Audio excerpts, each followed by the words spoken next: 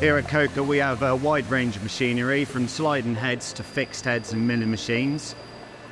Behind me is a DMG Mori NZX 2000. It's our most capable machine in the factory. It's got triple turret, twin spindle, all with Y-axis capability and all with live tooling with capabilities of up to 12,000 RPM.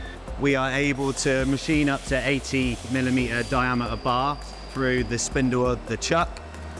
It also has a robotic arm that comes in and collects the components, which then drops it onto a conveyor belt, which then allows us to easily take out from the machine over here. The complexity of this machine means that we are able to machine a wide range of different materials to any different shape or sizing to the customer's needs. One of the main sectors this machine manufactures for is the aerospace industry. With the capabilities that this machine has, we're able to manufacture components to tight tolerances in a wide range of materials. Every one of our machines has a Wogaard Coolant Saver, which recycles the oil from our skips back into the machine that would normally go to waste.